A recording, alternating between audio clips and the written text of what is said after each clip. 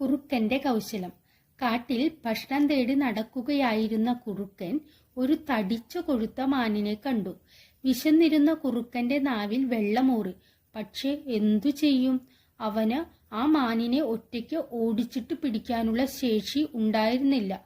അതുകൊണ്ട് അവൻ മാനിനെ പിടികൂടാൻ ആരുടെയെങ്കിലും സഹായം തേടാൻ തീരുമാനിച്ചു. അപ്പോഴാണ് അതുവഴി ഒരു എലി വന്നത്. കുറുക്കൻ എലിയെ തടഞ്ഞു നിർത്തിയിട്ട് പറഞ്ഞു, "ആ മാനിനെ കണ്ടോ? അതിനെ പിടികൂടാൻ സഹായിച്ചാൽ നമുക്ക് കുറച്ച് ദിവസം കുശാലായി ജീവിക്കാം." എലിക്ക് സന്തോഷമായി. "സമ്മതം. ഞാൻ എന്താണ് ചെയ്യേണ്ടതെന്ന് പറയൂ." കുറുക്കനും എലിയും മാനിനെ പിടികൂടാനുള്ള പദ്ധതി ആസൂത്രണം ചെയ്യാൻ തുടങ്ങി. പക്ഷേ ആ മാനിനെ കീഴടക്കാൻ രണ്ടുപേർ മതിയാവില്ലെന്ന് താമസിയാതെ കുറുക്കനും എലിക്കും ബോധ്യമായി. ഇനി എന്തു ചെയ്യുമെന്ന് ആലോചിച്ചു കൊണ്ടിരിക്കുമ്പോൾ ഒരു കീരിയും ചെന്നായിയും കടുവയും അതുവഴി വന്നു. കുറുക്കൻ അവരെയും കൂട്ടത്തിൽ കൂട്ടി.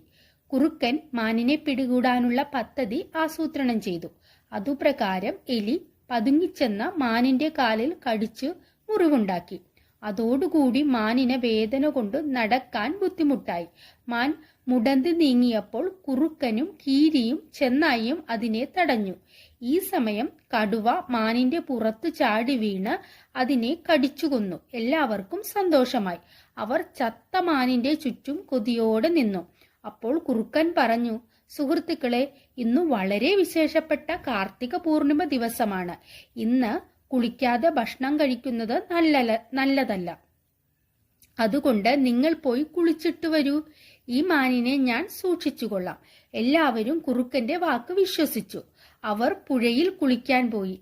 ആദ്യം കുളിച്ചു വന്നത് കടുവയാണ്. കടുവ കണ്ടത് മാനിന്റെ അരികെ ദുഃഖത്തോടെ ഇരിക്കുന്ന കുറുക്കനെയാണ്. "എന്തു പറ്റി കുറുക്കച്ച?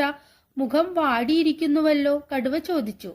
അപ്പോൾ കുറുക്കൻ പറഞ്ഞു, "നമുക്കെല്ലാം നാണക്കേടുണ്ടാക്കുന്ന ഒരു സംഭവം ഉണ്ടായി.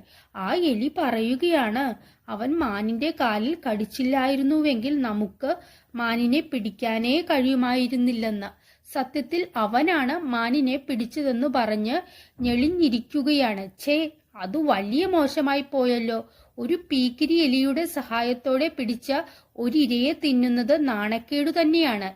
ഇത് തിന്നുന്നതിനേക്കാൾ പട്ടിണി കിടന്നു മരിക്കുന്നതാണ് നല്ലത്."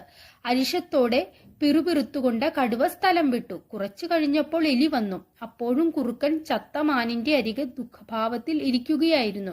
"എന്റെ ചങ്ങാതി, ആ കീരി പറയുകയാണ് ഈ മാനിറച്ചിയിൽ വിഷം കലർത്തിയിട്ടുണ്ടെന്ന്. നീ അത് തിന്ന് ചാവുന്നത് കാണാൻ അവന് വല്ലാത്ത കൊതിയുണ്ടത്രേ." അതു കേട്ടതും എലി ഭയന്ന മാളത്തിൽ കയറി ഒളിച്ചു.